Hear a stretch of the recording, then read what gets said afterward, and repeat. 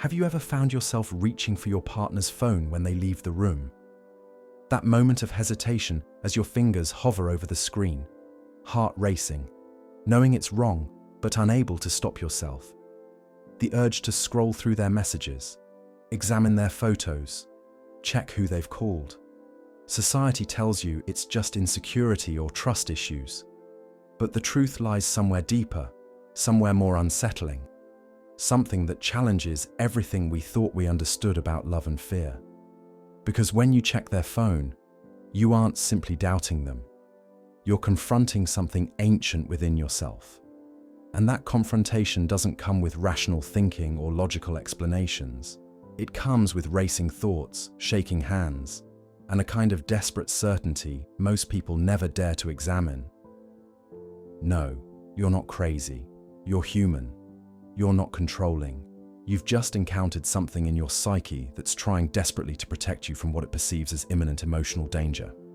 There's something profoundly revealing about the compulsion to verify another's loyalty, because that shatters the facade of perfect trust, dismantles the romantic ideal, and reveals a brutal truth. Most relationships exist in the tension between trust and terror, and most of us are still learning to recognize ourselves in that silent yet deafening mirror of projected fear. Freud once wrote that paranoia is not a random psychological state, but a defense mechanism against deeper truths. And this urge to check their phone is actually a manifestation of what he called projection at work. It's what many feel but few have the courage to acknowledge. They don't admit their suspicions. They act on them secretly. They don't discuss their fears openly. They gather evidence to validate what they already believe. They're less interested in actual discovery and more in confirming their deepest anxieties. And that makes relationships treacherous, because while the world demands blind trust and perfect security, our unconscious has discovered the defensive power of suspicion. The person who checks their partner's phone isn't just insecure. They're operating from a different level of consciousness, a level where nothing is certain. It must be verified. Where love isn't assumed, loyalty must be proven. And maybe that's why it creates so much shame, so much secrecy, so many attempts to hide or justify the behavior. But what many still don't understand is that behind their apparent distrust is a psyche that's trying, however dysfunctionally, to establish certainty in a fundamentally uncertain world. They don't want just any kind of relationship. They want something that doesn't leave them vulnerable to betrayal. And until that feels possible, they exist in a state of vigilance, scanning, searching, protecting. Maybe you don't recognize yourself in this right now. Maybe you think it's unhealthy, toxic, or relationship sabotage in disguise. But deep down, way deep down, there's a question inside you. A quiet one that pulses even when you try to ignore it. What if that paranoid impulse is actually your unconscious trying to communicate something your conscious mind refuses to see? The suspicion that drives someone to invade their partner's privacy is not simply jealousy, it's a symptom. And those who don't understand the psychological nature of symptoms often dismiss it as simply bad behavior or moral failing. But what few people see is that they don't create this compulsion consciously. It emerges from somewhere deeper, somewhere older, somewhere beyond rational control. Freud believed that paranoia often contains a kernel of truth, not necessarily about the external world, but about our internal reality. And maybe that's why so many still confuse projection with perception, when in reality, it can be the unconscious showing us parts of ourselves we haven't yet faced. While most people claim to trust completely, this person knows the shadow side of intimacy. And there, in the darkness of their own unconscious, they've encountered the ghosts they couldn't integrate. Childhood betrayals, witnessed infidelities, narratives about human nature that taught them people always leave, always lie, always betray. Their decision to check the phone didn't come from nowhere, but from a psychological system that's been primed to detect threat. They didn't stop believing in love. They just stopped accepting blind faith when their entire psyche screams that something isn't right. This person knows trust. They've given it completely. They've suspended disbelief. They've ignored warning signs and silenced their intuition in the name of being a good partner. But at some point, something shifted. And that shift wasn't sudden. It was a series of small moments when what was said didn't match what was felt, when their reality was subtly denied, when truth became increasingly elastic. What emerged wasn't just suspicion, it was psychological self-defense. And self-defense is instinctive because it demands survival, protection, and confirmation. They don't want just any reassurance. They want concrete proof. They're no longer satisfied with words, but require evidence. So maybe that's why they seem so difficult to many. Because they don't want to be soothed. They want to be certain. And that takes more than sweet declarations or passionate affirmations. It takes transparency where few are willing to be completely seen. And that's where many relationships fracture. Not because one person is paranoid, but because the demand for absolute verification conflicts with the human need for privacy. They don't want to live in suspicion. They want to rest in certainty. Until then, they check and verify, not by conscious choice, but out of loyalty to their own psychological survival. This person isn't evil. They're afraid. There's a vast difference between control born of power and control born of terror. But the world doesn't easily accept the complexity of this behavior. A world that still equates love with perfect trust. A world that still treats suspicion as failure, as something to overcome rather than understand. Freud once said that where love awakens, the self retreats. And this person doesn't live by romantic ideals. They live by psychological reality. They hear phrases like, "If you trusted me, you wouldn't need to check. If you loved me, you'd believe me. You're being paranoid." And inwardly, they tremble. A quiet, desperate, almost imperceptible trembling, because they know what many call paranoia is simply the natural outcome of what they've witnessed or experienced, whether in this relationship or ones that came before. They're not looking for perfection. They're looking for someone transparent enough to dissolve suspicion. Someone who understands that trust isn't demanded, but demonstrated. And let's be honest, that's not something you find in a world increasingly built on carefully curated presentation. The discomfort they cause isn't in what they say, it's in what they need. They're living proof that the unconscious knows what the conscious mind often denies. And that disrupts relationships. Partners who require privacy feel invaded. People still attached to the idea of perfect trust feel accused. But they aren't here to accuse anyone. They're just trying to quiet the storm inside them. And the impulse of someone who has been awakened to the possibility of betrayal is by itself a brutal mirror to those still living by romantic ideals. This person isn't malicious. They don't relish the act of checking. They respect the moral reality of privacy. And for that, they carry a double burden. Both the compulsion to verify and the shame for needing to do so. They want peace while their psyche demands vigilance. They want to believe while experience has taught caution. They long for relationships where transparency is the foundation while everyone else is trying to maintain the delicate balance between closeness and hiddenness. And when they find evidence, it's not triumph, it's devastation. When they discover nothing, it's not relief, it's temporary reprieve. When they choose to put the phone down unchecked, it's not trust, it's exhaustion. And that internal battle earned through psychological awakening is their greatest struggle. Because they don't live to suspect, they live to know. And that simple act, knowing, is what makes their behavior so difficult to categorize simply as right or wrong. Perhaps what unsettles people most about this person isn't their behavior.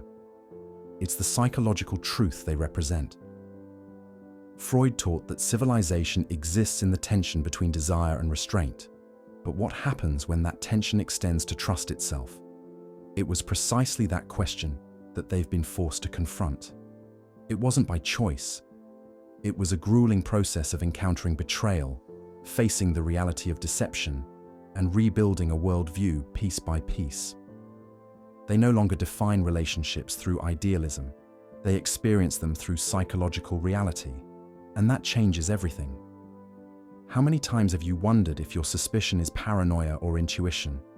How many times have you felt the need to justify yourself for wanting certainty in a world that demands blind faith? This person has felt that too. They once thought there was something wrong with them for not being able to simply trust without verification. But one day, they understood it's better to know than to suspect endlessly. And that day, they made a pact with themselves. Never again would they silence the part of them that senses when something isn't right. Their path is not a straight line. There are days of doubt, moments of shame, nights of wondering if they're destroying something precious with their inability to simply believe. But there's also an integrity that grows with each moment they honor what they truly feel. They learn that real love isn't blind. It sees clearly, completely, truthfully. The love they want is the kind that has nothing to hide, that invites scrutiny, that stands transparent in the light. And until that love manifests, they choose to heed their instincts, not out of malice, but out of self-preservation. This person is the living embodiment of Freud's insight that paranoia contains elements projected from the self, but also that projection doesn't negate the possibility of accurate perception. They've been betrayed, faced their deepest fears, descended into the psychological underworld of suspicion, and returned more vigilant than ever. And now that they recognize the patterns, they refuse to ignore them again. They don't want someone to simply declare trustworthiness. They want someone to demonstrate it. That's demanding, because it requires consistent transparency. And sadly, few are willing to be that transparent. Most still love from behind carefully constructed presentations, curated revelations, strategic disclosures. And if they check phones today, it's because every verification echoes with learning. Every discovery they make is a confirmation of their perceptiveness. Every secret they uncover is a reminder that intuition should never be ignored. They no longer apologize for their vigilance, and that certainty, born from the deepest part of their unconscious, transforms everything around them. Because a person who has awakened to the reality of deception becomes psychologically formidable, not because of their suspicion, but because of their attunement. The person who checks their partner's phone is not the same person who once believed in fairy tale romance. Something inside them has been disillusioned. And it was precisely that disillusionment that both wounded and awakened them. Because sometimes only in confronting betrayal does the psyche develop its capacity for discernment. Freud suggested that civilization demands we repress our instincts, but perhaps our instincts exist precisely to protect us from harm. And that's exactly what they've come to honor. They reconnected with the wisdom of their own psychological warning system, faced the reality of human nature, emotional patterns that weren't just theirs, but those of humanity throughout time. They disrupted fantasy. They said no to relationships built on beautiful lies. They learned that it wasn't wrong to verify, to confirm, to know with certainty rather than hope or assumption. And when they stopped apologizing for their need for transparency, the world tried to convince them they were the problem. But they stood their ground. First with shame, then with conviction, and finally with clarity, because someone who has seen behind the veil of perfect trust no longer fears being labeled paranoid. They learn to trust their sense of when something isn't right, to honor their need for verification. They're not tyrants. They simply no longer silence their intuition. There's a world of difference between controlling another and refusing to be controlled by lies. They don't apologize, yes, but only with those who have proven they have nothing to hide. Not with grand gestures or poetic declarations or indignant denials. They've seen enough to tell the difference between transparency and performance. Their intuition has become sharp. Their perception is a filter. They can sense deception from patterns most miss, and they don't hesitate to investigate. Their transformation isn't pathological. It's evolutionary. It's as if they've tapped into an ancient wisdom, an old memory that humans weren't born to simply believe, but to verify, not to be deceived. but to know. And in accessing that memory, something awakened in them, a psychological alertness, emotional intelligence, a person who, though seemingly suspicious, is far from irrational. They're in communion with something greater, with their own truth. And no matter how much they try to pathologize them with diagnoses, paranoid, controlling, insecure, nothing sticks because they no longer live to maintain illusions. They live to see clearly. They no longer fight for blind acceptance. They radiate discernment. They're no longer waiting to be convinced. They do the investigating. And that reversal of expectation confuses those who still try to maintain the perfect image. But they're no longer interested in images. They've already seen behind them. And on the other side, they discovered that real intimacy begins only after you've accepted that trust without verification is simply faith, and faith can be misplaced. There's something potent about the way they approach relationships now. They don't need to apologize for their vigilance. Their perception is acute, and it's in that acuity that their true strength lives.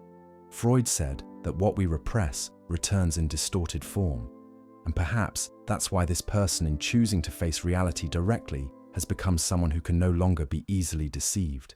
They no longer try to silence their doubts or convince anyone that they deserve to know the truth.